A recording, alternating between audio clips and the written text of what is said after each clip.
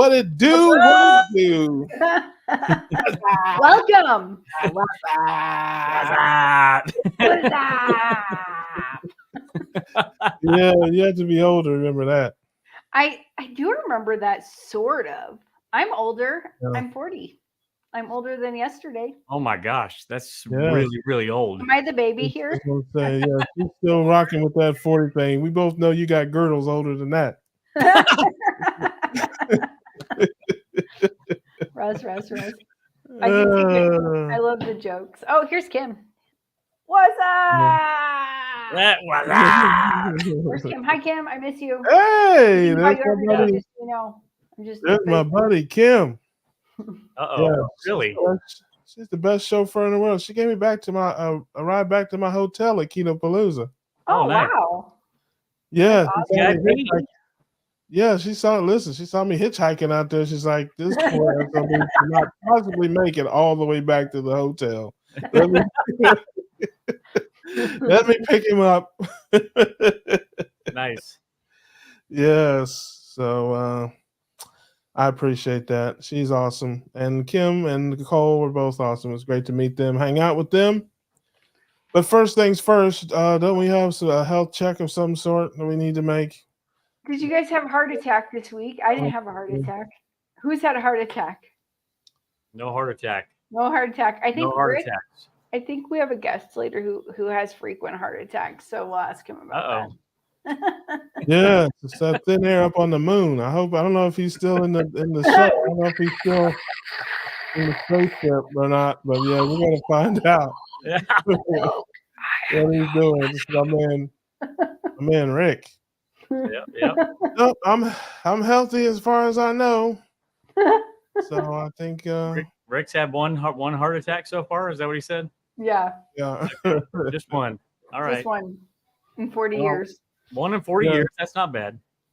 if any of you low carb ladies or keto cuties are out there and you have any heart palpitations or anything, that's normal.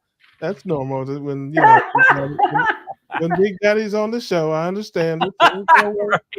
It'll go away in a little bit. Don't worry about it. Just my heart palpitations are from drinking too much coffee.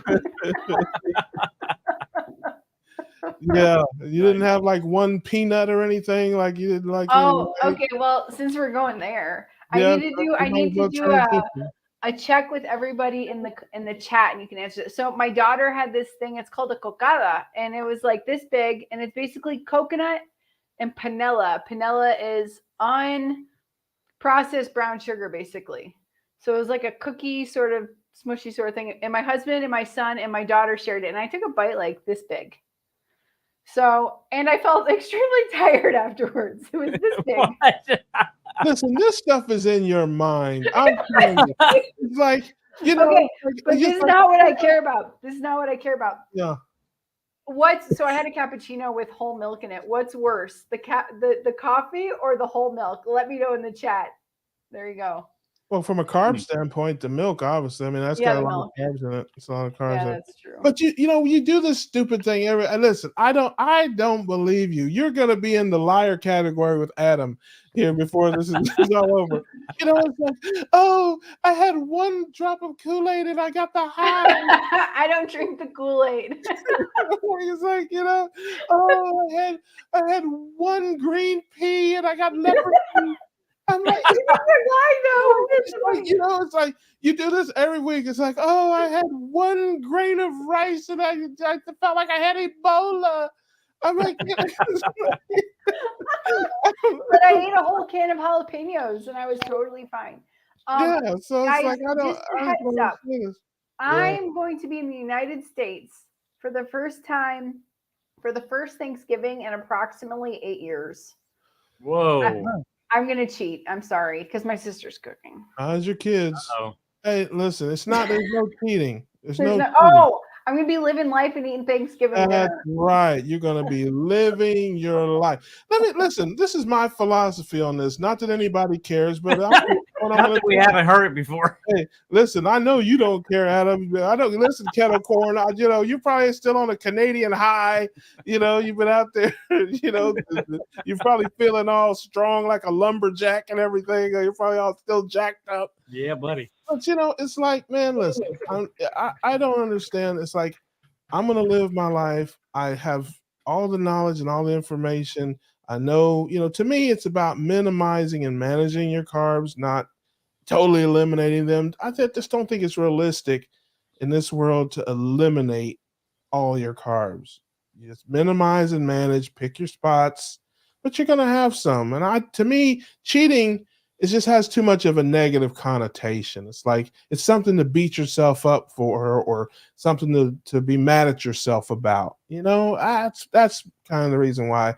If this is a lifelong thing, and this is your lifestyle, and you're living your life, yeah, you have a little this, a little of that.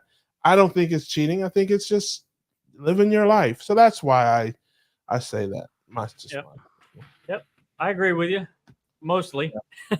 Yeah, I agree with mostly also. But I'm so excited. I'm a natural born cheater. You ain't cheating, you ain't cheating. That's so for most people, cheating is a negative word. If you're cheating on a test or cheating on your wife, it's just a negative word to me.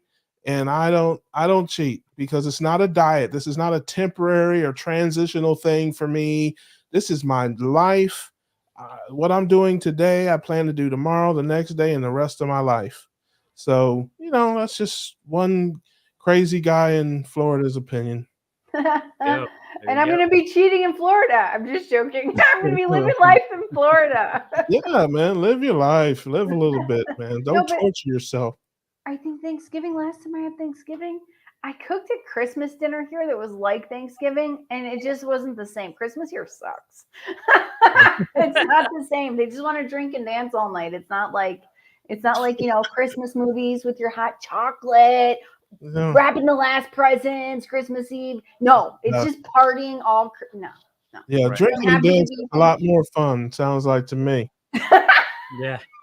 I mean, just saying. Yeah. Especially if there's some dancing girls. Right.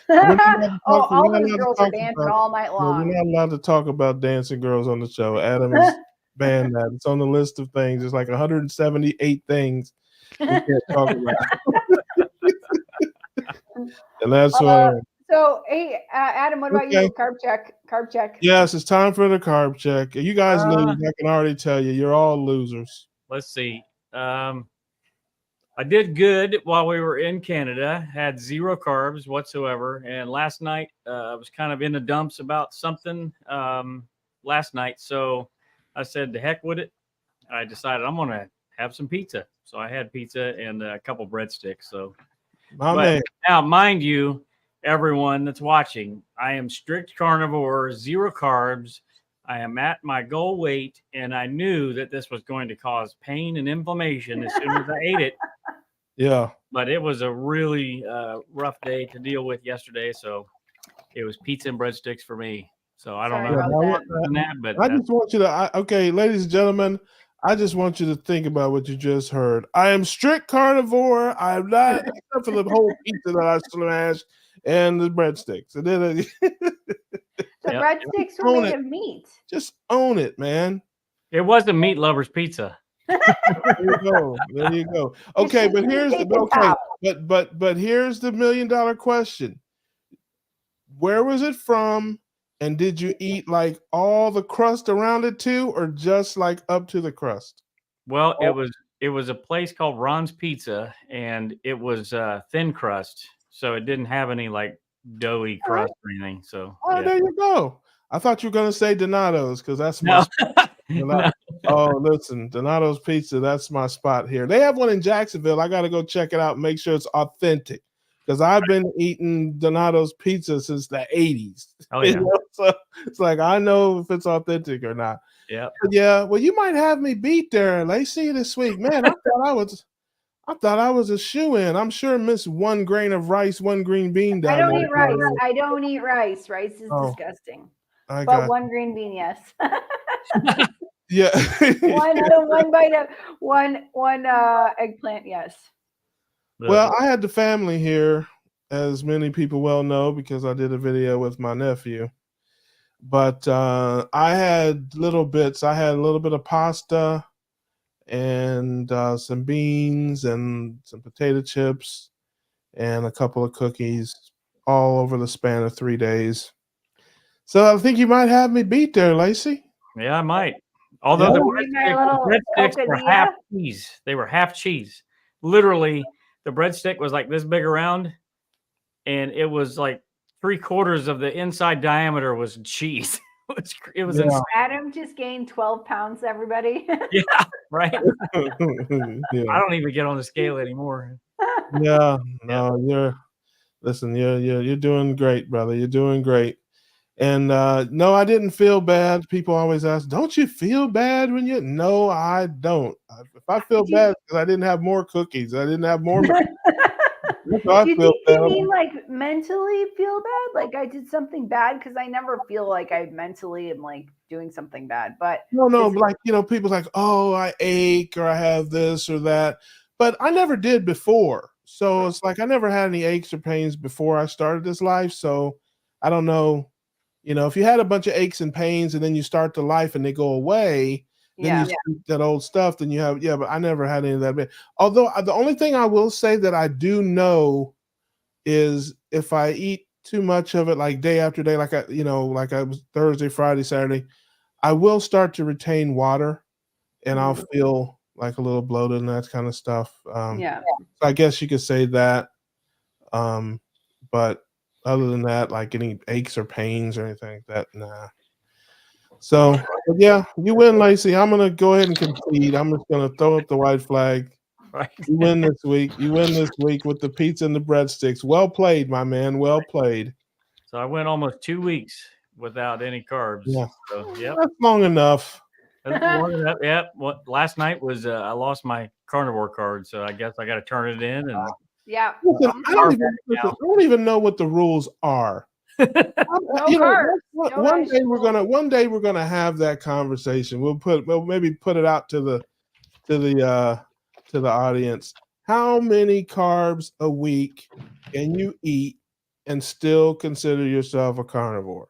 right. If I have one salad with a steak one day in a week, am I still a carnivore? So if you go to Dr. Kiltz's website, he defines like animals in the wild. If they eat 70% of their diet is meat, they're called hyper carnivores. 70% or more of their diet. There you go. I'm a hyper There's carnivore. like some weird word for human beings that are carnivores because we do it on purpose. Yeah. And I don't remember the word, but it doesn't say. But it's just interesting that that's the exact definition: 70% of your diet or more on that website. Well, I hate, and I mean hate the animal references. I think they're the most ridiculous things. If a lion had Costco, okay, it'd be a whole different program. If I set up a dozen chocolate cakes out in the jungle, he'd smash them. I guarantee he would. And if he had a Costco in the jungle, he'd be in the bakery just like me. Okay. Yeah, you probably end up having the runs too, like everybody. Yeah, yes. Now you're probably right about that, but I promise you, that lion or that cheetah is only as carnivore as his options. Okay, so it's like you lock me in a cage and throw a steak into me. Yeah, I'd be a carnivore too, but I have a Costco card and a Costco membership, and it just doesn't work like that. Well, maybe hey, you can fund maybe like a little miniature zoo and try that out. Hey, listen, I don't need to open a miniature zoo. All I gotta do is figure out how to smuggle a chocolate cake into our local zoo. That's all I got. If you see me on TV and you escort me out of the zoo somewhere, you'll know exactly what I was trying to do. Right. Like, I know we dragging me out, and I'm like, it was for me. It was for me. So some of you know that I'm visiting the US because I keep saying that. But look, I bought a bunch of meat sticks for the plane flight. So I don't spend $20 on a bag of Doritos on the plane flight. So here you go. Yeah. Hey, Alia. Yeah. You better check with customs, because if you bring meat products in, usually they won't let you. No, we're gonna eat these on the flight. Oh, gotcha. Yeah, before we get to the US and I have to declare anything. Okay. Yeah. There you go. Hey, I'm just gonna tell you one thing. Yeah. Whatever you do not ask anybody, do you want a piece of my meat stick? Don't ask me how I know. Okay. I won't. Don't do that. Don't do that. So yeah, That's good. you go. All right. Oh, Doorbell. yes, our doorbell is back. Uh-oh. Yeah, our dysfunctional doorbell is Hey, how you doing, Chris? How's it going, everyone? I'm doing pretty good. How's everyone doing? Awesome. Great. Chris Martin. What's going on, buddy? How you doing, man? I'm pretty good. I just wondered, I've never had to declare my meat. I just thought that was pretty Yeah. Hey, listen, pretty be careful. interesting. Listen, the TSA's got Central- new rules now. Yeah. Yeah, be, Right. hey, be careful with the meat jokes. Adam will kick you right out of here. He's a prude. He's terrible. He's a terrible censor. I'm just telling you. He will kick you right out of here. If you get too far in the meat jokes. It's That is great.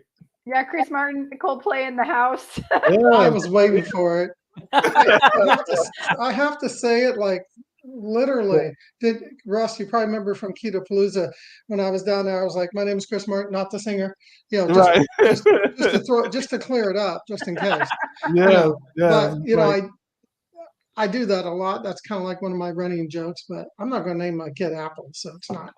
Yeah, I was gonna ask. is Maybe it Meat Stick. Apple? Maybe I'll name my kid Meat Stick. Yeah. There you go. Mean.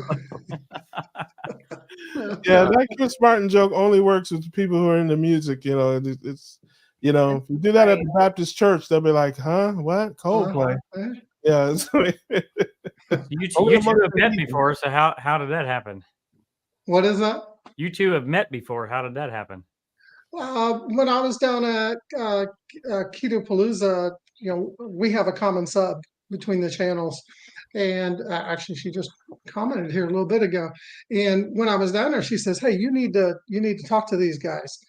So she almost drugged me, but, it's debatable. And said, "Let's go meet Russ," because I don't know if you were headed out the door at the moment, Russ, but we caught you, and she was like, "Hey, I really want to meet you," and that's when you said, "Hey, you should go check out our channels, but also apply to be on the channel, and come and talk Was about that your Robin? stories." Was that No, it was Lisa. Oh, Lisa Lisa. Albright. Yes. She's here right Yeah. now tonight with us. Yeah, She is. Lisa's awesome. Lisa is wonderful. There you go. Hi, is, Lisa. Yeah, She is. yeah, At least, Thank you, Lisa. she's a keto cutie. She's one of the keto Uh-oh. cuties. calm down, Russ. Yeah. I'm gonna get fired soon. Stop She's it. on- Get she- replaced. Listen. She's an Ohioan. So Yeah. so I know you guys probably want just a quick background. Oh, you're gonna love this, Russ. Yeah. I'm from Columbus, Ohio. Yes. Wait. Nice. I've lived in Columbus, Ohio my entire life. I was born here. I live specifically in a suburb called Hilliard now, but I grew up on the southeast side of town. I've never left. So I'm a true Buckeye. OH. I know. There you go. Yeah. Adam's in Dayton. Yeah. Yeah, I drive by Hilliard almost weekly. Yeah, so you're out in Dayton. We'll have to talk sometime. I used to go to Dayton a lot of times to go skating, actually. In Vandalia and the Beaver Creek and stuff. I was a huge roller skater and stuff. So I'm 53. If you're trying to get a gauge on the age, and I'm a second-time ketoer. So I don't know where that leaves you guys, like with your next set of questions, but. Well, no. Just tell us about your carnivore life or your keto life or your whatever you are. This is a big tent. We use Yeah. carb number a lot here. So, what's the average carbs typically eat on a typical day, and kind of how you got there? Yeah, let me rewind just a little bit because I always like to explain to people, my journey into keto, because the first time that I went into keto was more like a road trip, so to speak. I call it the 3.5-year road trip for that matter. May have been just a little bit longer than that, but if the idea of a road trip is that you go somewhere, you can just kind of wing it, you make it, you tend to do okay. You may not take the best path to get there, but somehow you still end up there. That was around 2017 or 18, but I had done like most of us. I was heavy. My almost my entire adult life. I had episodes, where I had done things like Jenny Craig, Weight Watchers, packaged meals, exercise, low fat with exercise, meditation, you name it. I pretty much have done it. I've done Atkins, in the middle to late 90s. I remember going over to my best friend's house and his parents were like, yeah. And I was like, why aren't you eating the buns? And they're like, oh, we're doing this thing, where you just don't eat any carbs. You're like, you eat real low carbs. And I was like, oh, that's fascinating. So at some point I tried it and I was like, well, this really works well. So I did have some success with that, but ultimately kind of fell back off. And, for the next, decade and a half, roller coaster until I hit that like 2017, 18 mark. And I was working on a contract with one of my buddies, and this guy is like, not someone you would look to and say, when they say I'm doing keto and go, why? Because I mean, it looks like, how thin you are, Adam. You look good. You guys all look good. Don't we all look good? Don't you could tell the skin, you could tell the, the energy. So, but I asked my buddy Eric, I said, why are you doing keto? You're in shape and all that. And he goes, man, I have these migraines. I have, stiff joints. I have brain fog, and there was probably a list of other things I just don't remember, back then. And he said, by me doing a specified carbohydrate diet, which is probably, just a clever way of telling someone you're doing keto or carnivore or something along those lines, he got great benefit from it. So, and we would do lunches a lot together. So I just like, I'm going to try this. So that's when the first video I watched as far as a keto video or anything down that path was Dr. Berry's Counting Calories Are Stupid. It was just a very fascinating, thing to hear from a medical doctor. You're just like, I can't believe they're saying this. And then when you start, going down that road, but nonetheless, my journey kind of, I'll go back on carbs. So I cut back on carbs. And then, for a while that worked good. And sometime in probably 2019, and let me give you context. I was about 240, before that. And my heaviest was like 260 at one point, but I was at 240 seemed to be my set point for that decade. And then I,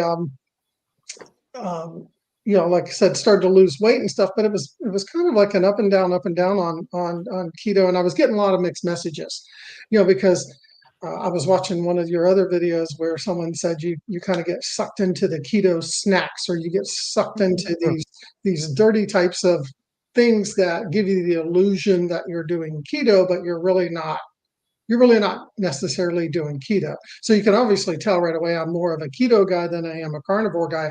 Although I walked away from Keto Palooza going, wow, I'm extremely fascinated, with carnivore. And actually, I'll talk here maybe in a little bit, just tell you guys I'm leaning towards trying, a good month of carnivore to see how that goes. Because I think any of us on that spectrum, like we're all in this together.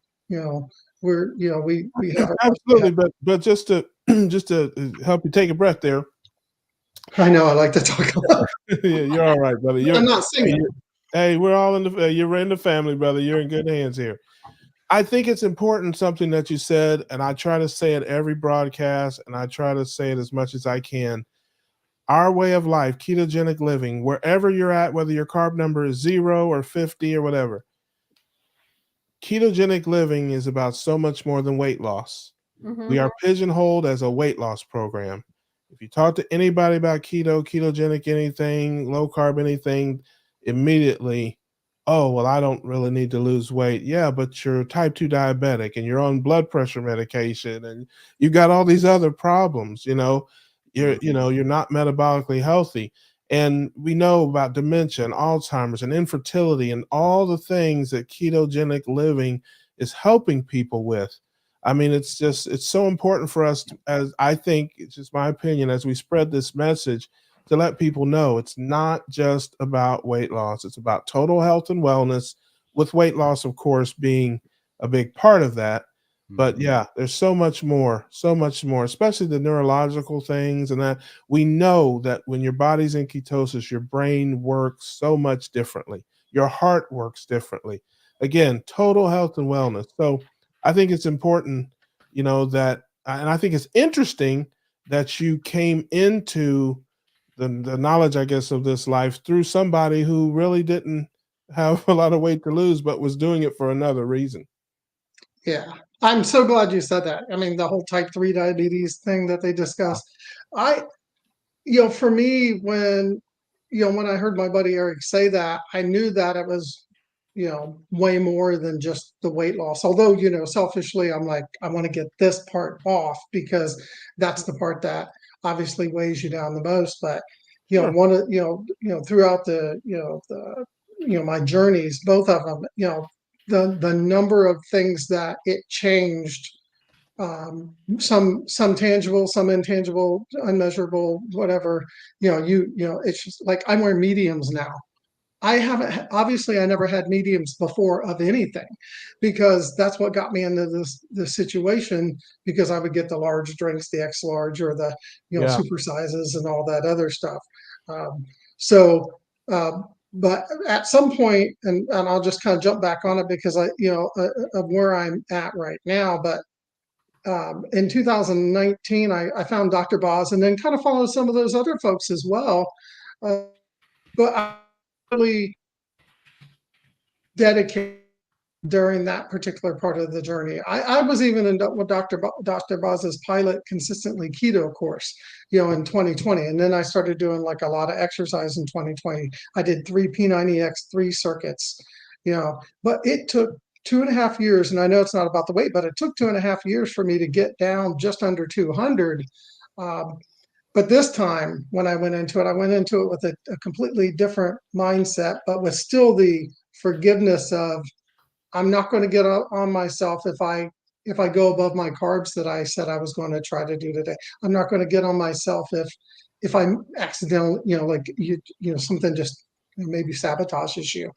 So my second time in was the planned vacation version. It wasn't the road trip. It was the, I sat out in 2022 and said, I'm gonna do this. I'm gonna set some accountability for myself.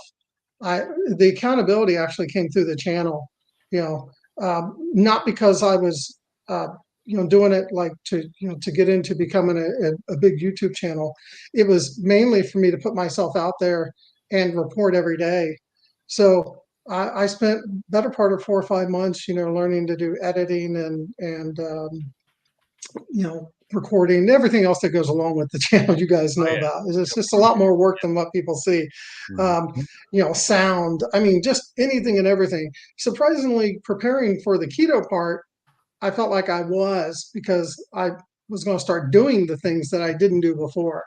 I was going to be more deliberate about my tracking. I have a journal here, where I've got like just literally, where I track literally everything for, this is day 265 for me into my second journey.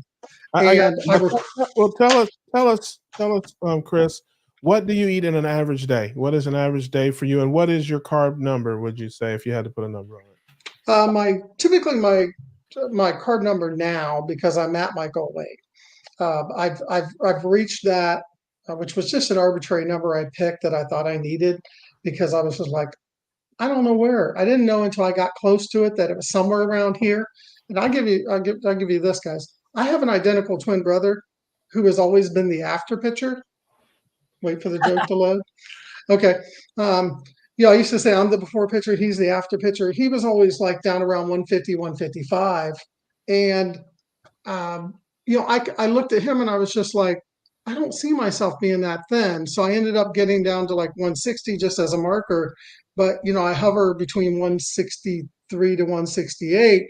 And what I found is once I got to that journey, I started increasing my carbs and my intake up. So now that I'm out of that weight loss portion of my journey, I'm closer to, probably 25 to 35 carbs a day on average.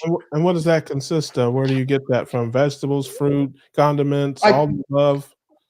Yeah, I typically do most of it comes from, what I would say vegetables. I typically am a salad and a cucumber, Brussels sprout type of person, but I'll augment to make sure my fats kind of stay higher than normal. With some pepperoni. But I eat a lot of meat. I definitely eat a lot of meat, but nuts tend to be definitely a go-to. Specifically, pecans are one of my favorite. Pecans, deep fried pecans, actually are really good. If you've never had them, there's a place in Canton, Ohio that sells them. It's fantastic. That might be the only deep fried thing I've never had. You should try it. I literally walked. My wife brought it out. She says, "Oh, here's the candy shop. Here's these are the nuts." And I'm like, I took a bite and I was like, "Nope, I'm going inside." I walked inside and went right up to the guy and I was like, "My wife said that there's no sugar in this." He goes, "Nope." He goes, "You see that fryer right there?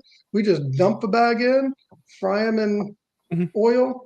It was peanut oil. I did ask that." And he says, and then we salt them when they come out, and that's it. And I'm like, wow, they taste like candy crack. I mean, they were just like literally the best thing you've ever had. So typically that's what I eat in a day. You'll see me augment with pecans, a little bit of peanuts, because and I measure those things. The other things I can be close at, but those things I measure because those are the things that can get out of hand. Yeah. Oh, I love that. Yeah, I bounce between 10 and 15, mostly condiments, little bits of vegetables, but a lot of salsa, guacamole, tomato sauce, things like that. That's really where I get most of mine. So we're not too far apart. Well, we'll wrap up here. Tell everybody about your channel, where they can find you, and what they can expect when they come to your channel. All right, my channel is at Keto with Me Now. What they can expect is I have an entire diary series where I documented. I got up every morning at 3:20, recorded a video, published a video. I listed my B-roll has like literally everything I ate down to the gram. It also has recommended videos by other content creators out there. So I call that the long. You need to sleep. Watch that series because it's a long one. And there's literally my entire 28 weeks on the weight loss journey. There's results videos. There's topic videos, and then most recently, because I wanted to spice things up, and I have a teenager that was like, "Hey, Chris," or "Hey, Dad." Sorry, did I really say that out loud? Hey, Dad. Hey, Dad. I think you should do skip-based stuff. So if you go out and check out my channel, you're going to see this really crazy me in a wig, wearing lipstick, and talking about a keto recipe. And I've got like several more of those planned, as well as another skip-based video. And I want to answer one thing that John on the screen here is asking me about. I was just about to say that. You beat me to the punch there, but I was just going to say quickly we got about 30 seconds there. All right. I've done, just to give you an idea, I've done 12 72-hour fasts, 12 48-hour fasts, and I'm pretty much an OMAD guy almost on any given day. But that's what John's referring to, is that I did find success. I don't fast those long fasts much anymore now that I'm down here and I'm exercising a lot. I mean, I'm doing 6 days a week, P90X3. So, but I really appreciate you guys having me on the channel. Are you kidding me, man? Out there. Pleasure meeting you, Chris. Absolutely. It was wonderful to meet you. We certainly wish you the best. We'll definitely see you again. And we want everybody to go out, check out his channel and support him. He's officially a friend of the show now. And and again, all the best. And I don't fast. Fasting is just a fancy word for starving yourself. And so I don't do any of that. I slow. Though everybody's fasting, I'm slowing. It's hard to do when you're at weight, or when you're down at this level. I did find that closer I got, the harder it got. Yeah, it's more deliberate. Yeah. You got to It's hard to do at this weight too, brother. I can tell you that. So, but anyway, man, thank you so much. Thank you so much for coming, Sharon. I'm glad I met you, and look forward to seeing you in the future. Hit us one time with "We Grillin' Baby." We Grillin' Baby. Thank you. I love it, man. Thanks, Chris. Thank you. Oh man, yeah, Chris is all right. Yeah, I met so many cool people at Keto Palooza, and it's a somebody asked me during another stream. It's like, oh, it's just a bunch of keto people, and I'm carnivore. And no, it's a big mix of people. There's lots of carnivore people there, lots of keto, everything in between. It's just a bunch of people who are concerned about keeping their carbs low and the proteins and fats high at all different scales. So don't think you're going to be in there with a bunch of people eating, a bunch of crazy stuff. It's really not like that at all. That's Really awesome. isn't. Oh, we got Uh-oh. somebody else, man. This cookout is popping. Oh, JT. Hey, what's up, guys? Where is security when you need them? Right? Yeah. What's going on, brother? Good to see you, man. What's going on, guys? You guys are all looking good. You're all smiling, having fun. I like it. Oh, this is, man. Come on, man. You're lying already. You ain't even been here 2 minutes, man, and you telling lies already. Last time I saw you, you were not in a good place, man. You had a little incident at the house. Yeah. And yeah, you was talking about felonies that you may or may not commit. So I still got the sewer grate in the back, man. Anybody wants to go down there, I'll happily put them down there. Not a problem. for those who don't know, why don't you just give a quick rundown of that night and the impromptu live stream? I had 3 guys that were trying to break in my front door, so I did the dumb thing, and I went out the side door and locked the side door, locked my family in there, and I went around the front to talk to the fellas and see, they wanted my attention, so I said, "What's up?" And they ran like a bunch of gazelles, and I chased them down Main Street, and then they all hopped in 3 different cars. The first 2 cars took off. I jumped in front of the third one, but which was another dumb thing. But I couldn't identify that guy because he was literally the farthest guy away. Like I could have identified the first 2 guys, but the third guy was man, was he fast? Holy shit! So, but otherwise, I basically I let him go. I couldn't identify him, and I wasn't going to really pin it on someone if I really couldn't identify him. So it is what it is, man. But we changing up things around here. Things are a little different around the house, but I'm still doing mostly everything the same. Otherwise, I ain't gonna let nobody like control how I live or nothing. Right. Yeah, and he was kind of in down spirits there, but he did a live stream and got on and got a bunch of folks, and yeah, it was nice to have support from the community. Yeah, we were in there clowning, and it was on that night that we found out that Anna will give you that work. Anna's got them hands, brother. She will put hands and feet on you. She's used to my energy, man. She can bang with the best, man. I tell you. So. Yeah, man. It's like you want to come around there and get punched on. You mess with Anna if you want to, man. That's she's a secret weapon, man. You get through the door. You little do you know. Yeah, we ain't married for no reason, so. Yeah, man. I love that. Very similar energy. That is awesome, man. So what's new in the life of JT and the Poko Moonshine family since the last time you were here? Not much. I'm just basically getting ready. I was making plans with my mother to watch my son for the Chicago meetup. So that's going to be a lot of fun. Get to meet you guys and see everybody. And it'd be a nice let my grandma or my mom have some grandma time with my son, and then me and my wife can actually have some couples time, which would be very nice. Nice. And I haven't been to Chicago in a while, so I'm looking forward to it. Awesome. Yeah. I can't wait to meet Anna. Every time I go, don't piss her off. You get them hands, but whatever you do. Right. But I every time I go to Chicago, I get the deep dish pizza. I don't know how that'll work if I roll in. I used to get the pizza puffs. They throw me out of there. I used to get pizza puffs, man. They're like deep fried calzones. What? Yeah, Oh, yeah. that's It's just like a that pizza that you roll over and then deep fry, and oh my gosh, it was too good. Did you guys know that I was the fattest always in my life when I lived in Chicago? I was doesn't surprise me. in Chicago. all them hot dogs but you know that, like, if you go to Giordano's, the pizza is like 10% crust and 90% cheese. So it's like it's it's kind of carnivore. Yeah, you eat it with a shovel. You know? Right. So Make sure really, you can use the bathroom the next day with all that cheese. I was gonna say it's really probably a misdemeanor eating a deep dish pizza from Giordano's. Really on the scale. Are you going out to eat with us afterwards, JT? I don't know. We'll see about that. I might just have to go home and get back in time for my my mother. So Okay. we'll see. We'll see how it goes. All right. Yeah, I wish I could be there with you guys, but I heard Dr. Hampton's going to be there, and I can't. Yeah, I'm gonna give him some crap about being a Bears fan, so that's to be expected. Yeah, man. I'm a Packers fan in spirit. I just don't watch football. Well, there was one stipulation that Dr. Hampton had. He said, "I'll come as long as you ban Russ Mistral from this event." Exactly. Yeah, because I got a restraining order filed against him. That's why he told you that. Russ, there's flights for like $50 from Florida to Chicago. Please fly. Just be one day. I would not be seen in public with any of you people.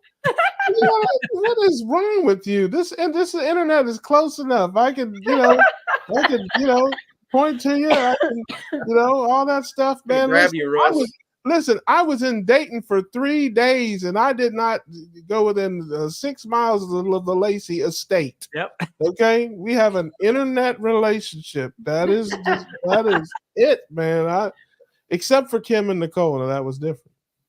Well, they're ladies. That's why. That's because they're keto cuties. That's right. That is a whole.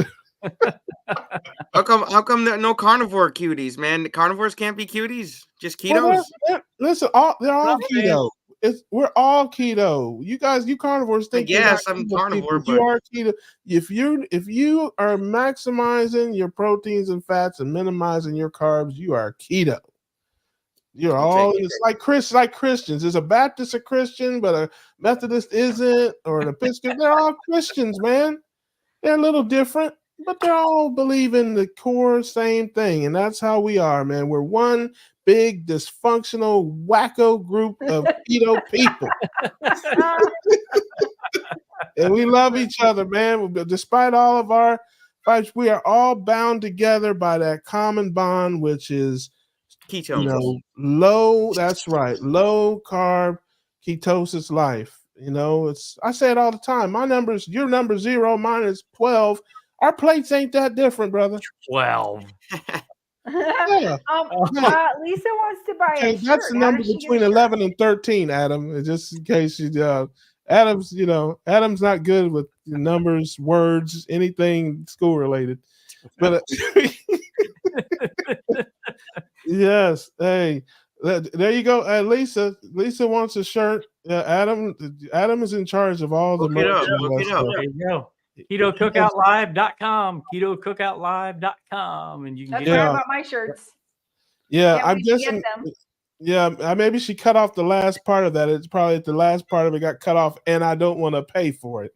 That's well, Russ, I'm sure you could hook her up. She's a cutie. I might be able to work that out. Yeah, but no, I would love to come to the thing in Chicago. It sounds like it, but I've been all over the world these last couple of months. And I need to be home, man. I've been away from home for way too long, man. So listen, you guys come down to Florida. I've made an open extension. I got a big place I can host. I could probably easily. I got a big house. I got 2 full kitchens. We could do whatever you guys want to do here. So if there's anybody out there that wants to host something in the Jacksonville area, we could probably park at least 20 cars in my backyard. Wow. We can't go. Listen, we can't go because I got neighbors, but I'm coming. We're doing it. We'll do the Keto Cookout live. Hey, we'll have Rick bring the iguanas. Keto Cookout live. There you go. With real food. Hey, yeah, there you go. I mean, I'm down for whatever. Don't threaten me with a good time. So I'm actually surprised that JT was actually able to make it tonight, because he literally is in the middle of what seems like 7,000 interviews. Yeah, he's the hardest. He's one of the hardest working men in this game. Yeah, I like sharing stories, man. It helps people connect to it. Everybody can relate to people of different shapes and sizes and colors, and it's nice to get all those stories out there. And to make a change, man. While we're here to, while we have the time to make a change while we're alive, I love that. Yeah, man. Listen, man. My man's a live stream every 15 minutes. Hey, listen. An hour live stream every 15 minutes. Yeah. Listen, AP is the only guy I know that will shut down a stream just so he can start another one. Yeah. Well, how else do you start a new one, man? You got to end it somewhere. Exactly. Like, hey, folks, we've been on here for 15 minutes. I gotta go, but I'll be back in 30 seconds. If you guys want to come back and I appreciate that, but no, I'm trying my best for the community, and we'll see how many stories we get to share. Yeah, you're doing great, man. I love it. A lot of good stuff. That's awesome. You're my guy. Listen, man, if I ain't picking on you, I don't like you. That's just how it works, man. Hey, I'm a bully. What can I say? Yeah, you're a good guy. I have a very pertinent question. Is that the Insane Clown Posse on your wall? Yep. Oh, I used to work first with time them. I noticed that. Is it Oh new? man, ICP. Used to work with them. Yeah, I used to perform and hook them up with a couple beats and stuff. So nice. my group would open for them at certain shows and stuff, and then they would have us also open up for their VIP crowds when they do the meet and greets and stuff. The high paying customers, the VIPs. Wow. Yeah, they're actually good guys, man. Their kids are military and stuff. Like, you would think that their kids are like little white trash badasses with tattoos and that rap too, but no, they're actually really good parents, really good guys. But they like to clown around, and people. Yep. Yeah, nobody thought their kids were badasses. But seriously, what were you, like a DJ or something, or like what did you do? Were you like a hype man? Were you like a music production? Russ. I could see you being the flavor of your group, whatever it is. You like the greatest hype man in the Midwest. That's you. Yeah, basically it was like all the marketing and the beat production and stuff. I like to do beats, and I like to market and stuff. And if somebody like they couldn't come up with an album name, track title, whatever, I was there to come up with something creative.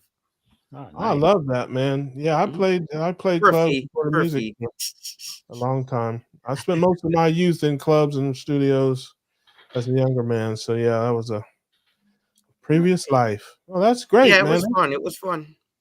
Yeah, it's like peeling back an onion there. The layers of JT, man. He's got some going on. I see you, bro. Gathering of the Juggalos, man. You talk about a party. That's a. I can only imagine. Yeah. Adam, listen, the censors will go crazy if you talk about that too much on this channel, man. The censors. Well, we got to start a gathering of carnivores, Yeah, exactly. When you were talking about performing, Russ, I was thinking maybe you were a former keto cutie or something. Yeah, I used to strip. Former, he is a keto cutie, man. Former. Yeah, I used to strip. Yeah, back in my days, man. Yeah. Wait. Hey, listen, you got Magic Russ in the house. Hey, listen, I still strip. That's what I call eating bacon now. I'm stripping. There you go. Oh my goodness. We got any questions for our man JT? He likes to answer questions. I do. So who do you got coming up as far as some of your next interviews? I have right now I'm doing a lot more on other people's shows at the minute. Okay. This Saturday I'm going to be on Dr. Hampton's podcast. Nice. Friday I'll be on that. Christy Meeting Wellness. I'll be on her channel on Friday. Okay. We have Dr. Lisa Weedman coming up. Dr. Kiltz told me to email him, so I got to do that yet. So I haven't got a chance to that, but I have to start booking people outside of YouTube because YouTube is getting their panties in a bunch about me sending out my email address in the comments. So they do not like when you send out external links or anything that gets people off of the app. Boy, did I get a warning. They said that they would, if I do it again, they'll permanently ban my channel. So I have to start booking people through Instagram. Wow. Yeah. So it's annoying, man. And I'm like, why do you have a spot above my profile for links if I can't send nobody no goddamn links? Right. It makes no sense, but whatever, man. They're just cutting back. If I book people more slowly now, that's on them, man. They're not gonna make us. They obviously don't want to make money, because if they're gonna let content creators just run their business the way they want to, you would see a bunch of live streams from me like you've been seeing. But I got to slow down on them, because I was finding most of my people through YouTube and then commenting, and then, just saying, hey, would you like to share your story? And if they said yes, I say, okay, cool, here's my email. And boy, oh boy, did they get pissed off about that. So I have to start doing it through Instagram. So the interviews will slow down a little bit until I get my new rhythm going of this new process. I gotcha. That's unfortunate. Yeah, it is what it is. I just got to play it. I work too hard on my channel to have them permanently ban it over some bullshit like an email address. Yeah, no doubt. It's not like they reported me for hate speech or anything, for sending an email address. I was like, dude, you guys are pansies, man. Like, whatever, dude. So Ridiculous. it is what it is, man. They ain't gonna get me down. I just keep on moving, man. Just it's be like water. If there's a stone in your way, just flow right around it. There you go. Yeah. Keep on rocking, brother. Keep on rocking. And if all else fails, you can send Anna out there to put hands on them. Yeah. Whoever owns YouTube, we'll put hands on them. Yeah. All right, Alia. Let's ask the question. Which one do we want here? We want that one. Wait, that one. All And right. better be good. Better be good. Okay, here, JT, we got one for you. Random Chat GPT question. Oh, this ought to be good. The computer. What's the computer got to say? If you were stranded on a deserted island and could only have one book, one movie, and one food item, what would they be? The book would be Think and Grow Rich by Napoleon Hill. You said one movie? Yep. Movie would be The Predator, Arnold Schwarzenegger, the first one. I absolutely love. That's my favorite movie of all time. And food item would be a ribeye. I gotta have the ribeye, dude. Gotta. I love it. I love those answers, but why do you need a book about getting rich if you're stranded on an island? It's my book. Hey, you asked me. That's what I answered. Okay, I'm just curious. Don't judge him. Don't judge him. Yeah. Oh man. Dreams. He's got big dreams on that island. Hey, if I think hard enough, I might be able to work a way off the island. So that's definitely, true. That's true. Exactly. Yeah. Who wants a book about how to build shelter when you can have a book about getting rich? Right. Yeah, exactly. Well, I mean, when he said that, I was thinking I'd have Harry Potter. So I think maybe the Get Rich book is probably more useful. Yes. I've never read Harry Potter. I've watched a couple of the movies, but I never gotten into those types of books. I'd rather read a book about my mind rather than like a fictional story. Nice. I'll send you some book recommendations. Yeah, for sure. I'll take them. I would have the Bible. Amen. Yeah, that's probably my favorite book. Harry Potter. Wow. Yeah, that's right. That's right. Well, listen, JT, my man. You are, listen, man. I mess with you, I tease you, but you're that dude, man. You're a good dude. I'd enjoy you're about as silly as me, and that's saying something. That's what Dr. Hampton said. He said you and me are probably the most humor-based carnivore keto type channels, and I said, oh boy, I got put in there with Russ. Sorry. Hey, listen, little do you know he was insulting you. Yeah, no, he sent me a screenshot of the Bears being up over, I don't know who they just played, the Raiders or somebody, but they were up by like 30-12 or something. I said, man, screenshot that and frame it, man, and cherish it, because that ain't gonna happen very often with the Bears being up. There you go, man. Well, you can find my man. I won't tell them. Listen, you tell folks where they can find you and what you got going on over there, JT. Yeah, just type in the Poko Moonshine family on YouTube, or just type in Poko Moonshine right there, like it says on my hat, and it will pop right up. And make sure you give us a subscribe, and you won't miss any of the family content, any of the carnivore content, any of the interviews. You won't miss nothing. Yep. Well, I'm pretty sure we're all subscribed, and we encourage you guys to do the same. That's our man, JT. Hit us one time going out the door with the We Grillin' Baby. We goddamn grilling, baby. All right, come on, man. This is a family PG show. See, you can't take the guy nowhere. We just talked about the Bible. Man, I had to give it to you guys back, man. So I got to take it up a notch, you guys. Come on, man. We don't curse on the show, brother. But I love you. You don't know how to act. We know that, man. All right. all right. It's all right, brother. We JT, love see you in Chicago. Yes, I will Yeah. see you guys in Chicago. Make sure you guys buddy. brush your carnivore teeth. We don't want no steaks sitting up in there. Make sure you floss them things, you. okay? Yeah, I got you, brother. Because if it's stinking, I'm gonna hand you a piece of floss. All right? Yeah, that's the reason I ain't going. They said I had to brush my teeth. I can't be there for that. Oh, come on, Russ. You'd have to dress up too. Yeah. Oh yeah, that's definitely out. So Hey, I'll all bring right, my then. bacon suit if you change your mind, okay? That way you can Yeah, there be you the go, brother. stripper for us. I got you, man. Listen, we gonna let you go before you drop an F-bomb or something on our show. Yeah, All right. bye. See you, JT. All right, see you All right, guys. brother. Yeah, Love you guys. See you man. later. Oh, JT, man. Listen, that's why they don't let him out of Wisconsin that often. Those cheese heads. Yeah. I need to say something. So I've heard some carnivore people don't brush their teeth. I'm like an OCD toothbrusher. I love brushing my teeth. I brush my teeth multiple times a day because I drink a lot of coffee. Yeah. They brush their teeth with bacon grease. That's There that's you go. Just slap it on there. But you guys brush your Oh, my teeth, right? Yes, every day. Okay, Yeah. thanks. Okay, great. Thanks. Yeah. Sometimes, oh Lord. Do we want to? Are we after that? After JT, are you sure we want another guest? Oh, the spaceman. Whack, whack, whack. Quack, quack. Oh, his headphones work. This My is a man free Rick, Rick, what's but going I'll on, be back. brother? Nope. I don't know. Okay, there's a little button that says "Stop Cam," but she's not that advanced. My man Rick, brother, it's been a long time. How you been? Oh, doing the usual. I hope I sound better than I did the last time. And listen, you sound great. You sounded great the last time, man. I did like 30 minutes on. I mean that thing was the gift that kept giving.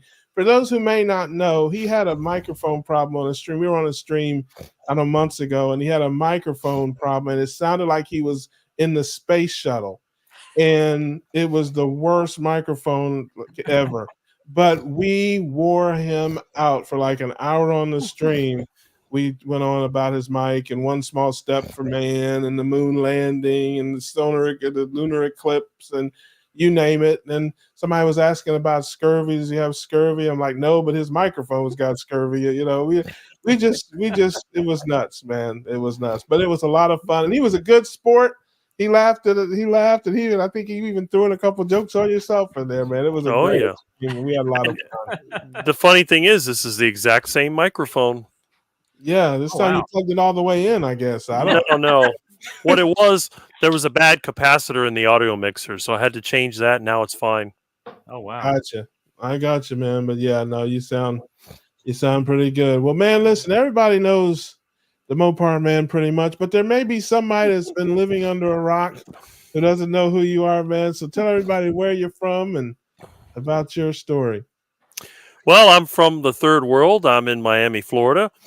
So, it's once in a while I'll go to the United States, but most of the time, we're down here. We basically Havana North, so it's a different world.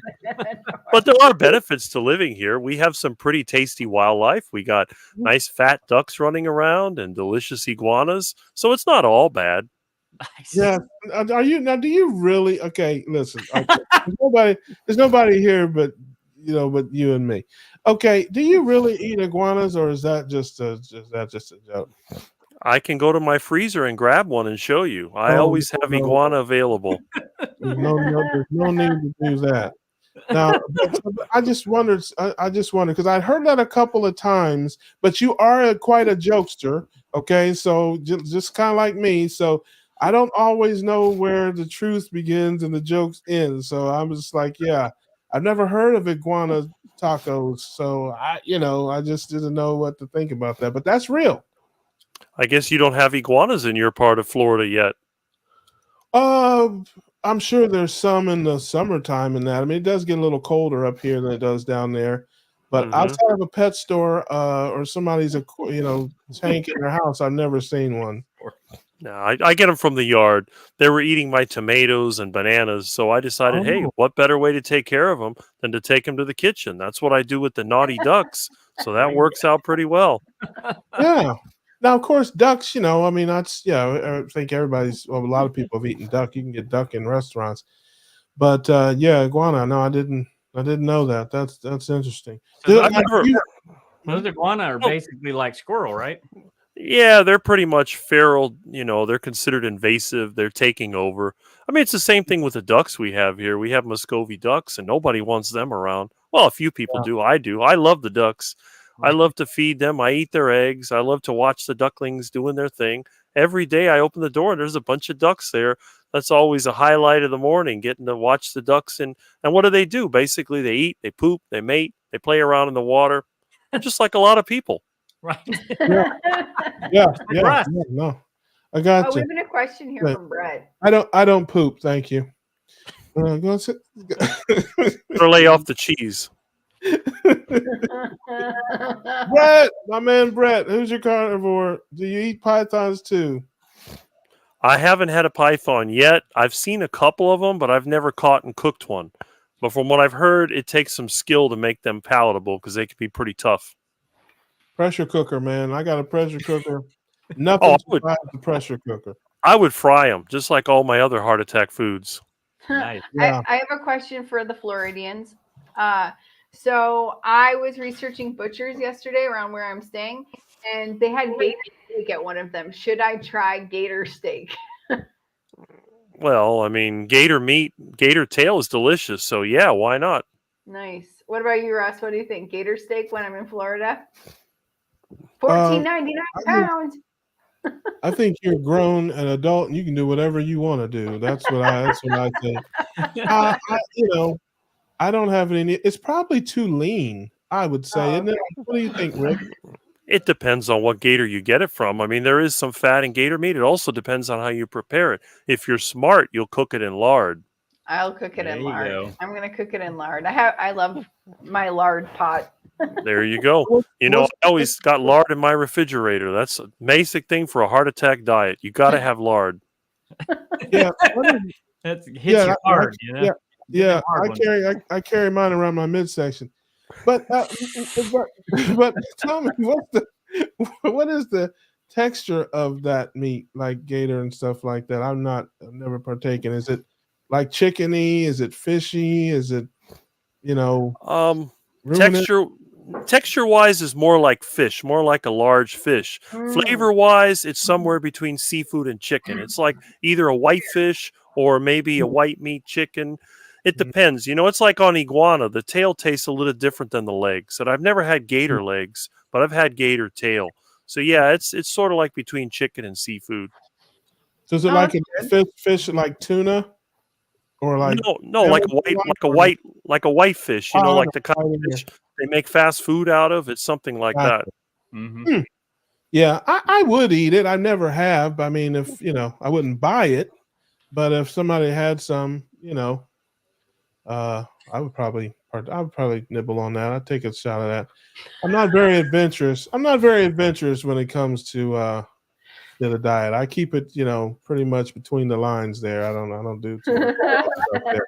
Sounds like my man Rick will eat anything that had parents. I eat anything I can grab by the tail and cook up. Yeah. Well, hey, Nurse Kim has a comment down below. Have you ever ate that? Testicles? I've eaten duck testicles, yeah. Oh, man, but I cooked really? them. Yeah, I cooked them though. Yeah. I didn't eat them raw. But Okay.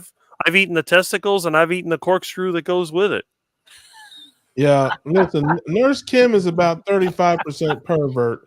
So I'm just telling you right now, she's probably fishing for a joke on that one. Is she called a carnivore? But no, I have a question. Yeah, Rick. yeah. Did you brush your teeth? I'm not falling for the bait, Kim. I'm not doing it. Not doing it. But no, Rick has to answer the question. Do you brush your teeth? Of course I do. I make my own toothpaste. I use baking soda and lard. There you go. Right. Okay. I just want to debunk I thought he was going thing I've heard. Yeah. I brush after every meal. There you Great. go. I'm all for that. Even though my teeth are messed up, that happened before I started the carnivore diet. There you go. Right. They're cracked, from fights as a kid. They're crooked. That's all before the carnivore diet. Yeah. So tell everybody how long you've been eating that way, and because I think it's pretty amazing, and how you got started eating that way. Well, I started in 1983, and I did it because I wanted to get a heart attack.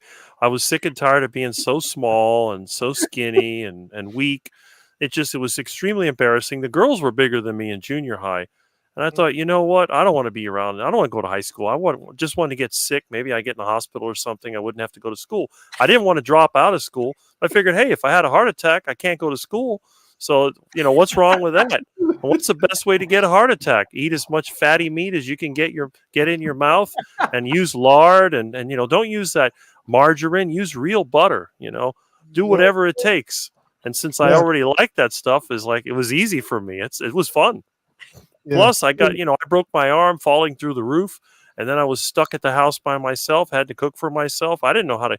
Stupid recipe book. I looked at that. I said, this is like a chemistry set. I'm not going to bother with that. I could just throw some meat on the stove and cook it up. It was so easy. So what's the point? That's how it started. Yeah, I love that. See, that's commitment, Ali. He's not, the guy didn't have like one piece of steak or one. Yeah, my man went all in. That's what you call commitment. I love that. See, for 40 years. One grain of rice or one green bean. See, that's not how you do it, man. If you're gonna do it, you go all the way. I love that, man.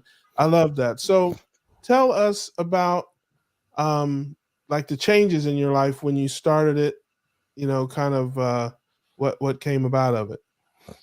Well, at first, not a whole lot. The only thing that I got out of it is I felt better. I didn't feel as anxious as I used to. And when I did have to go to high school, I had a different attitude. The kids started picking on me. It didn't bother me anymore. I said, they look stupid to me. It's like, why are you wasting your time? You got classes to take. You got girls to chase. Leave me alone. You already tortured me in elementary school and junior high. That's over with. And then eventually I started to grow, and I grew a lot. I mean, I went from being the shortest kid in 10th grade to the second tallest by the time I graduated high school. Wow. And in that period of time, not only did I get taller, but I got a lot stronger, and I got a lot more defensive. When the kids would bother me, I got mad one day, and I hit this kid so hard in his face, I knocked him to the floor, and he couldn't believe it.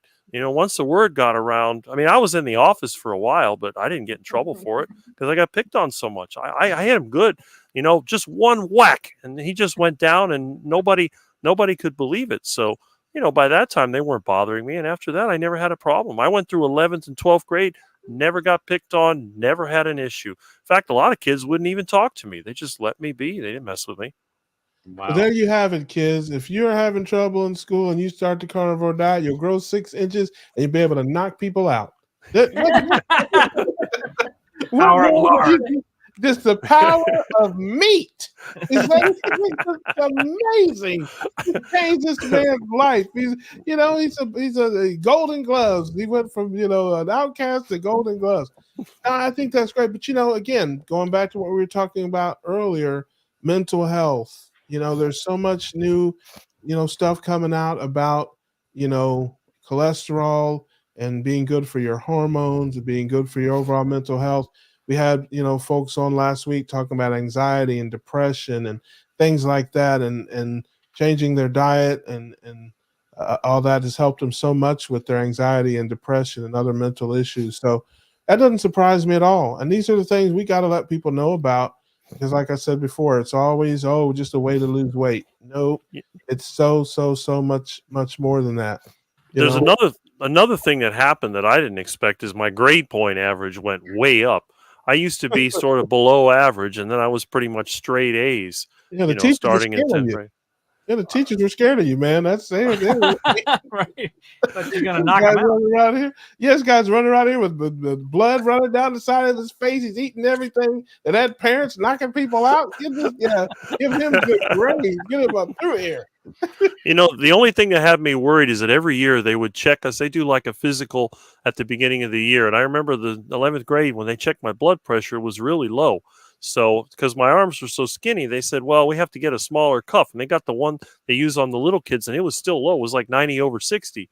And they were concerned. They said, that's way too low. It's, you might have a heart attack or something. I said, good. I hope I have one. They're like, what? Yeah. I want to have a heart attack. They looked at me like, okay, well, this guy's nuts. So, Oh man, I love that, man. I love that. Listen, that's the catch line. This man has been trying to have a heart attack or a stroke for 40 years. He cannot do it, ladies and gentlemen. He's done everything he can. He's eaten everything that had parents that you can think of, except humans. I'm gonna help you out there, Rick. He's, he's eating every kind of fatty meat. He takes large shooters. I mean, this guy is drinking lard juice with the lard milkshakes. He can't, it's bacon grease shooters. He cannot clog his arteries. He's doing everything he knows how to do. Yeah, don't forget all the raw liver. Yeah, well, no, we don't need to talk about that. We do need to talk about that. And the sardines. No, it's not talk about okay, that. I prefer mine in mustard sauce, but yes, I tell you all the time, brothers don't eat organs. We play the organ, but we don't eat organs. That's just how we do it.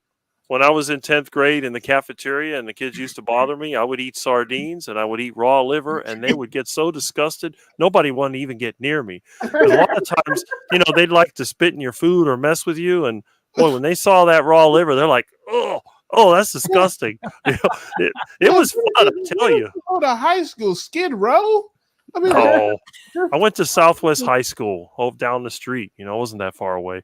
But you got to remember, it was the 80s and things were a little different. Yeah, that's different, all right. Yeah, no, that's crazy, man. But no, listen, I think it's awesome, man. So 40 years, and you don't know, listen, it's just us here. Sometimes you have a donut or two, don't you? Come on. Yeah, man. that's disgusting. Yeah. Nasty. I think he doesn't. I think he's okay. A dozen donuts. You have a dozen. How about this?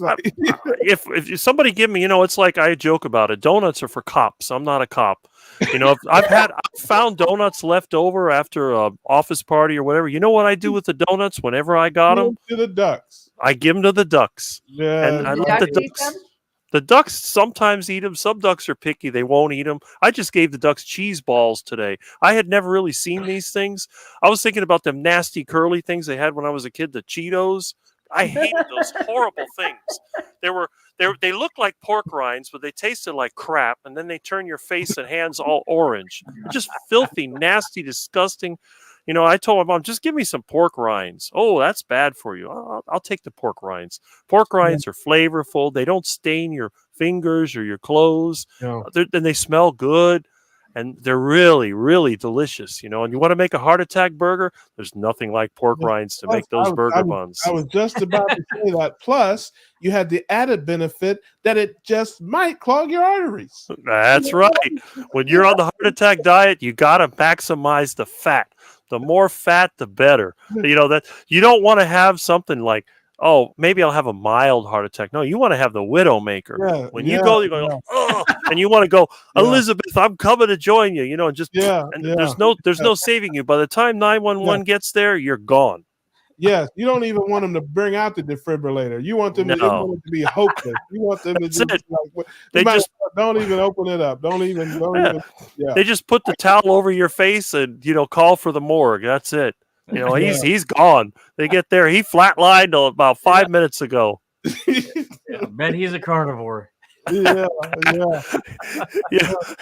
It's like when they had Time magazine, they had that cover. I think it was in '84. I know I was in high school, and they showed a plate with the bacon and eggs. The eggs were eyes, and the bacon was frowning. And it says, "And now the bad news." And my parents, we were at Woolco. I'll never forget. We were buying something there, in the checkout line, I saw that Time magazine. And I said, "What is that?" My mom says, "Yeah, well, that's what's going to happen to you if you keep eating all that meat and all that fat." Like, okay, yeah, The only thing that made me worried is when they told me increase the risk of colon cancer. That's one of the reasons I tried a vegetarian diet. But of course, that failed. So I figured, oh, well, if I can get the heart attack first, then I don't have to worry about the colon cancer. Yeah. Okay, but listen, look. I have it on good authority that they have pictures of you in a compromising position with a head of lettuce. Hey, bring it on. Bring it on. Are there any? I want to see it. There's no truth to those rumors. There's no. Oh no. They don't have you. You weren't in a salacious affair with the broccoli, floret. Okay. Nope. The only thing you'll find me eating that's not animal based occasionally is heart attack fries. I haven't had them in months, but I get some plantains from my yard.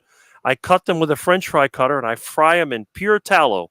And I'll eat them with a heart attack burger. I maybe eat 5 or 6 of them, then I get tired of them. But it's like I'll eat that with a heart attack burger. When I have my friends over, we always have plantain fries. I call them heart attack fries. They're fried in tallow. Now, the heart attack grill fries them in lard, but I fry them in tallow because that's the way they used to make the fast food fries when I was a kid. I thought, and everybody loves the flavor. I mean, if you get some McDiarrhea or you get them nasty burned Booger King fries, they're disgusting. But if you have Rick's heart attack fries, you're going to want more. And everybody I know wants more. One time I made like 15 plantains worth, a massive amount of these fries. I ate 5 of them. All the rest of them were gone. There was nothing left for the ducks. I said, "You don't got any leftovers?" I said, "No, these fries are really good. Where'd you get them from?" I said, "I got them from my yard." "Well, what'd you put on them?" "Nothing. I didn't put anything on them. I give them the salt." And I said, "If you bring ketchup in my house, I'm going to break it on your head. Don't even think about that crap. No ketchup in my house. No ketchup on the burger. You want that? I'm going to give you the burger. You can take it home. Don't eat that in my house. I don't like that stuff. Mustard's okay, but ketchup, ugh." I want to know. All I want to know is how did you have extra cheese balls to give to the ducks? Oh, it's something that one of the guys I work with gave it to me. I work with a lot of people, do a lot of manual labor, and they always eat these stupid snacks all the time. And what happened was it was in one of the trucks, and then it had expired. It was like the date was in August. He took a bite of it and said it didn't taste good. So I said, "Oh, yeah, okay, I'll give it to the ducks." So yeah, but I looked at those things. I thought even when they were fresh, I wouldn't put that in my mouth. I got it on my hands, and you know what I did? I went to the kitchen and washed it off. It was really disgusting. It was like when you handle the garbage, you put it in the bag and it's all nasty. And that's another thing I don't have to worry about in my house. I don't throw out garbage. There's hardly anything left. There's a few meat scraps, and I throw them out in the yard, and whatever the ducks don't eat goes in the compost pile. But when I have to clean out somebody's property, it's nasty, filthy garbage bags, and it stinks. It's just bad. Somebody moves out, they leave the garbage in the kitchen. It's horrible. It's like driving behind a garbage truck. But if everybody was carnivore, I don't think we'd have that problem. True. There you go, man. Well, listen, you're an amazing individual, Rick. Thank you. You crack me up, man. You always make me laugh. You have a unique way of putting things, and there's nobody like my man, Charge Mopar. You got that right. I'm one of a kind. You'll never find anyone that looks or acts like me ever. Nope. True. Yes, I give thanks every day. He's got a random question. No, that's my man. Rick is my man. Help me out. That one. This one. All right, we got a good one. Rick. Hope you're ready. If you could eliminate one chore from your daily routine forever, what would it be? Going to the store to get meat. There you go. Instacart, brother. No, that's not good enough. I want to have my own cow so I can go there and process my own meat. I'll just buy the whole cow in a trailer, bring it to my pasture. It's like I do with the ducks, like November, I'll usually have a delicious duck dinner. So I've been out there trying to choose which duck is going to be my special dinner. And what I do, I catch him, I put him in his duck pen, I feed him a lot of fruit and a lot of, grain like rice or whatever to fatten him up, make him soft. Not like they usually are, tough, and then I'll feed him. And then when he's ready, I don't even have to kill him. I have a little automatic guillotine. And when he puts his head through there to eat, it's always there. All I do is take out the pin. And then after 2 or 3 times putting his head in, that's it. And then I hear a couple of noises, he's flapping around, whatever. I got the water boiling already. I just grab him by the tail and start put him in the water, pluck him, and that's it. I got him out. He's ready for the fryer. There you go. I get a Nice. bunch of There lard you on the go. fire. Oh, it's good. Nothing like fried duck. Big fat Muscovy duck. I'm getting excited thinking about it. You're our last guest, so you get a couple of questions here. Alia, help me out. Man, This one a good one. All right. I feel like we can only bring the show down from here. That's somehow. Oh God, here we go. So remember, these are Chat GPT questions, and I haven't read any of them. What's your weirdest phobia, and how did you discover it? Oh, let's see. I think my weirdest phobia would be having to live in some big city like New York or even here in Miami in one of these horrible apartment buildings. I can't stand living inside and being stuck inside for the rest of my life. I have to go outside first thing in the morning. So being stuck in a city, I think that'd be a phobia. I mean, I could imagine maybe being stuck in the North Pole or something where you can't go outside. But yeah, that's something I don't like. Or and alternatively, just having to live like everybody else. That would drive me crazy to have one of those generic houses and a new car and all that. I go nuts. I got to have my unique tastes. Otherwise, I get very depressed and upset. I love that. One more question. Alia, help me Let out. me ask a question. Is that the Encyclopedia Britannica above your head? No, that's Oh. actually Funk and Wagnalls. Let me pull one out here. Hey, but Oh, it's the an other one. encyclopedia? Yeah, I love funk. I have Britannica. I have World Book. I have all of them. Ah, okay. It is an encyclopedia. At least I knew I was close. Thank you so much. I love encyclopedias. We don't have those anymore. We go to Wikipedia. Well, I these are from when I was a kid, and I also have a full set of Westlaw and law books because that was a little hobby of mine. I actually thought about being an attorney one time, but then the thought of being around all those low-life criminals just didn't appeal to me. So Now you're here with Russ. well, we're all good people here. Yeah, But that's racist. Yeah, that's racist. I tried. I thought those were journals of all the animals that you've eaten. That's what I thought it was. Yeah. No.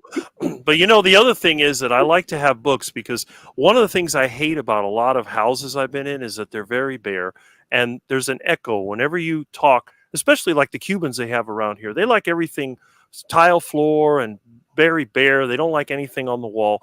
And every time they yell, and they yell a lot, it echoes through the whole house and it's really annoying. So I like having my home surrounded with books, and items, so I don't have to listen to all that noise. So, and plus, they make a good prop. I don't have to paint the walls. There you go. Nice. So far, we've got a black criminal joke, a loud Cuban joke. Let's try to make the trifecta here. Somebody, Here's your last question. What's the most bizarre fashion trend you've ever embraced?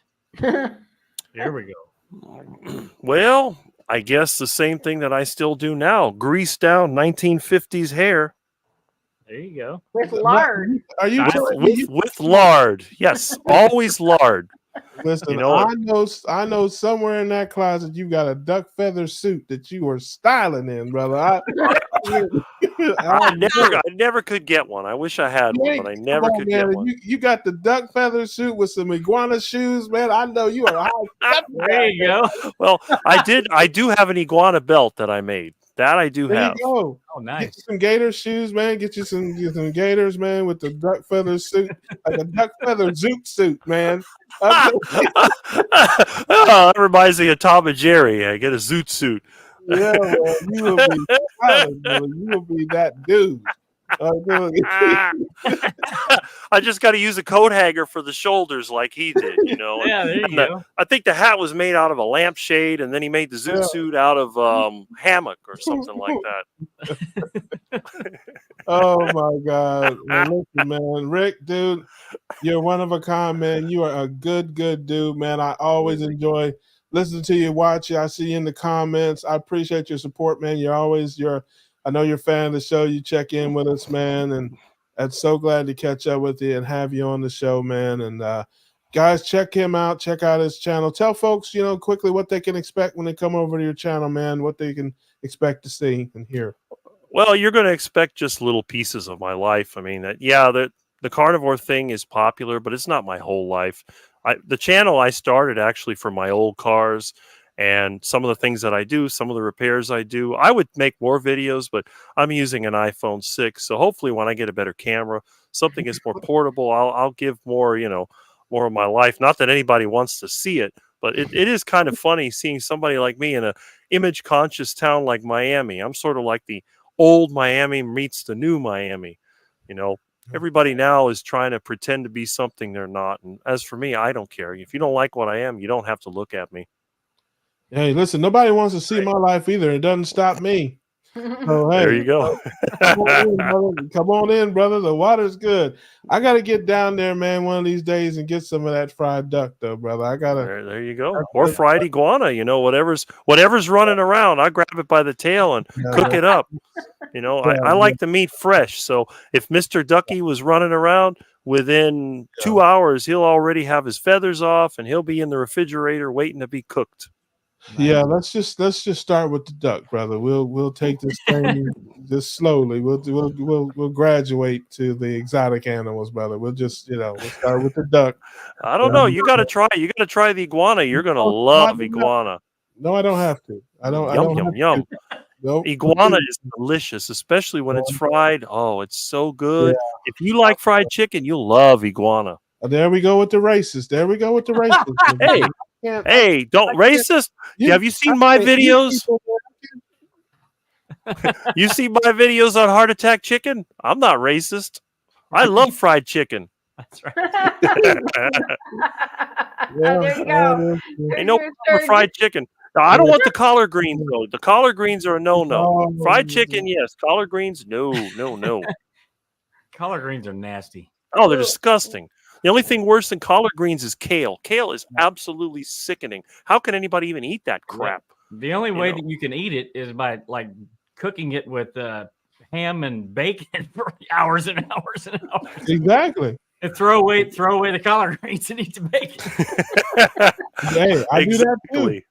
I never understood the whole appeal of collard greens. It's like people that eat Brussels sprouts. I mean, filthy, disgusting. It smells like poop. They're disgusting.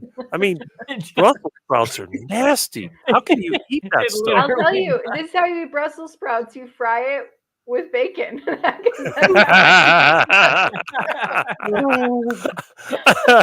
Oh my God. Yeah, it's like when my parents used to serve me broccoli, it was horrible. And they had to put a bunch of cheese on it. I figured, well, you can just give me the cheese and ditch the broccoli. Yep. I used to throw the broccoli out the window to the ducks, in the dining room. Boop, out it goes. And then, oh, did you eat it? Yeah, it's gone. It's gone.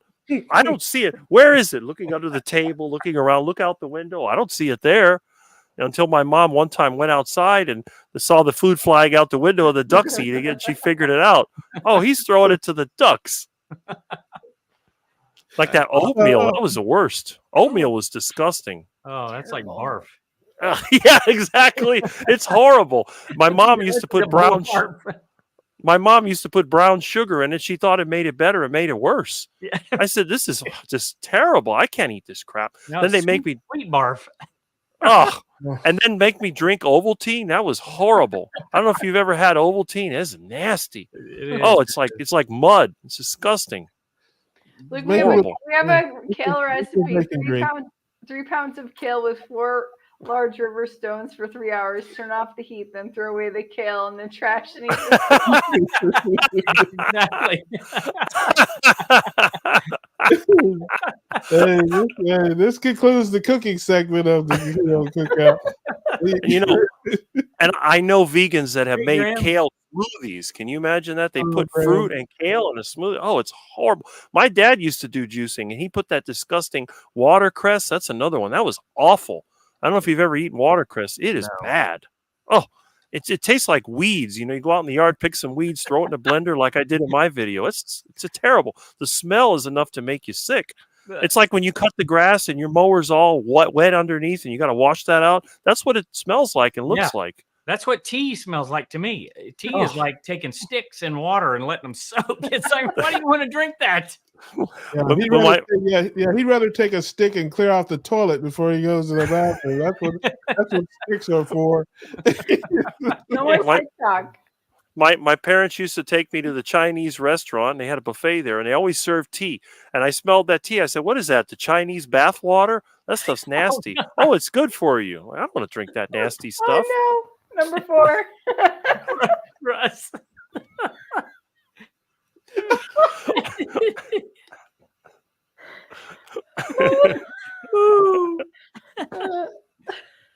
He turned his mic off. He's laughing so hard.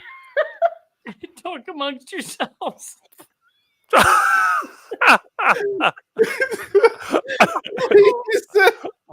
he said a tea smelled like Chinese bath water. Oh my gosh! There's no suds in it. What are you talking about? Oh, there's some suds in it. Depends on when you pour it out. Oh my gosh, man! Listen, I can't. I mean, All right, Rick, it's been a pleasure. We gotta end it there. You always got to have the comedy hour part of the show. That's when you bring me in. Hey, listen, I understand, brother. Listen, you delivered. There's no doubt about that, man. You and Dave Mack brought the show to a halt. You guys are the two guys that literally brought the show down to a halt. Did you see? Did you see my interview with Dave Mack, where we're pretending she's what was it? Not Dave Mack. What's his vegan alter ego? Bellshine McNulty. Bellshine. There you go. Yeah, did you see that one? That was funny. Oh yeah. We did like a vegan parody. So I was interviewing Bellshine and telling about what I like to eat, and he had to turn off the video several times because he's laughing so much. You'll see the breaks in between. He was just cracking up too funny. If you don't if you don't have fun in this life, you're going to be frustrated and you'll never succeed. If it's always serious, I got to do this, I got to do that. I can't eat duck food because, I crave it and I can't have it. Well, you're not going to be happy. You got to say, hey, I'm going to have a big juicy steak and I'm going to eat what I want. And I'm not going to let these food peddlers convince me to eat a bunch of processed crap. I'm going to eat the real thing. If you want to go off the wagon, hit some natural fruit from your yard. Don't go to the store and buy a bunch of packaged crap. I mean, some of this stuff, it reads like a novel. If you like reading, just read the ingredients list on some of these snack foods. Listen, you speak for yourself. Little Debbie is one of my sidekicks. Little Debbie, that's little dumpster. That's nasty. I will Little fight Debbie. you over little. That's my side chick. I will Little diabetes. Little diabetes. Don't you talk about my girlfriend. I'm just telling you. Yeah, my mom. And Mrs. Butterworth, Mrs. Butterworth. There's another one. I'm trying to remember what it is. It's not Little Debbie. There's another one my mom used to like. I can't remember. No, that's Hostess. Hey, we can't talk about hoes on the show. Adam does not like to talk about hoes. Well, the Ding Dongs, that's the same company, Hostess.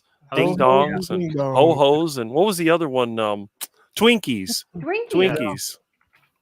Yeah, man. I just, and it's not even duck food. Why would anybody eat this garbage? I used to tell the people I work with, it's like, why would you waste your money on this? Just go to the store and buy a steak. You got a truck, put it on the engine, fire it up, drive around, get yourself a tasty steak. That's how I cook my steak. I'm not going to go to McDiarrhea and eat that crap.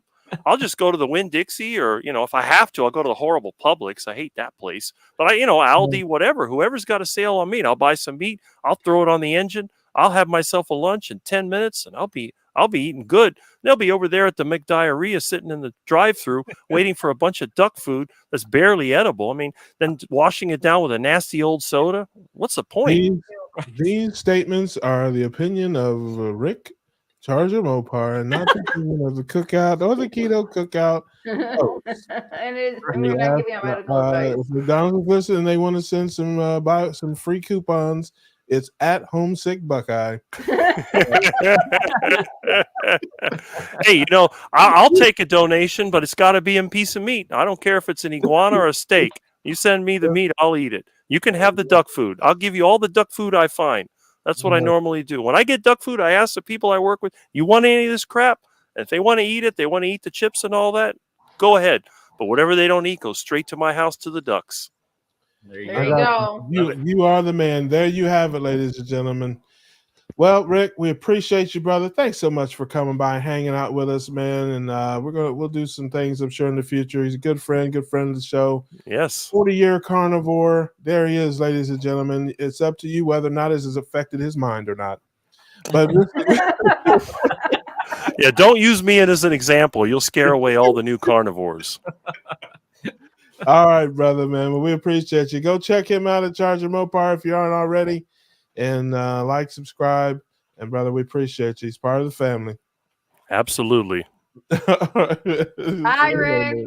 Bye. Got to hit us with it. Yeah. Oh, yeah. Hit us one time. Oh, yes. Okay, say it You mean we're correctly. grilling? We're grilling? Oh, we're grilling, baby. Right. That's it. Thanks, Rick, man. All right. Appreciate you, brother. My God. Oh, that's our guy. Oh, man. That is Too our good. guy. Too good. He brought it. He brought it. Oh my He god, brought it. my He mascara is running because I'm laughing so hard and He crying. does not Okay. disappoint. That is our guy. Yep. All right. Well, What do you got coming up, Russ? sleep in about enough. No, I'm just kidding. I've been out of sorts. I got to get back to it, man. I got to. I posted some videos lately that I had some stuff I had in the can, but like I said, I was gone for a week, and then I got back, and I had family right behind that, and so I got to get back in the swing, get my videos going. I'm gonna have a video coming out this week of some new kitchen appliances, some new toys I got. Cool. Then I'm gonna have some new cooking videos coming out. You guys love to watch me destroy perfectly good food. So, I give the people what they want. I became an Amazon affiliate, so Nice. I have a bunch of stuff. All the stuff you see in my videos, you can click the link if you want to, if you find any of this stuff useful and that kind of stuff. I'll talk a little bit more about that in the video, but that's pretty much it. And just got to get back on the grind to get some more content to crank out for folks. Awesome. I love that. How about you, Alia? On Saturday morning, 6 a.m. Central, if all goes well, I will also be there. There's a live stream with some crazy, awesome UK carnivores. There you go. Me and Carrie. Hopefully my internet situation will resolve and I can do it on a layover. So we'll see. But Carrie will definitely be there. Interesting. And that's UK fundraiser?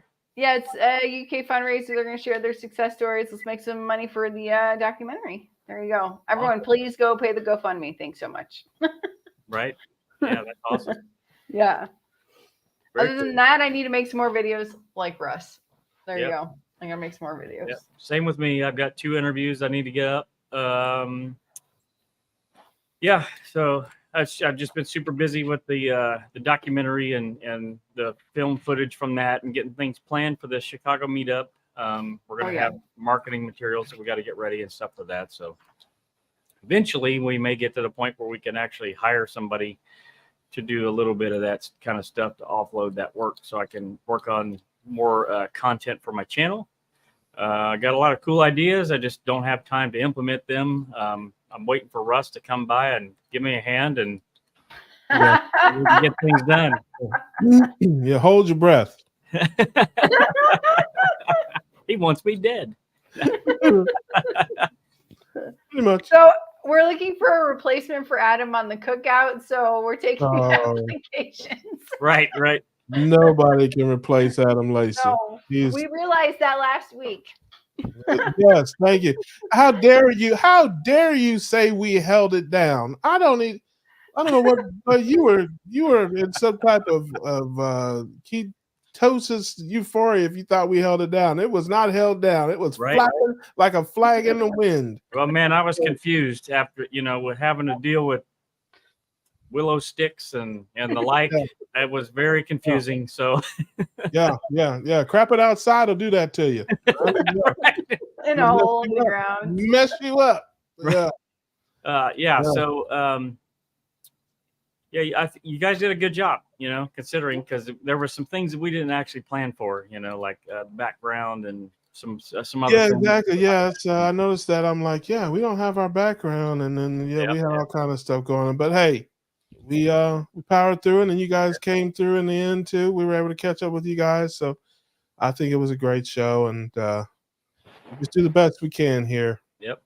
So if anybody wants to be on the show, go to ketocookoutlive.com and you can apply to be on the show there and get on the list. And there's kind of a pecking order in terms of when you apply, as far as when we'll contact you. But go ahead and get registered to be on the show.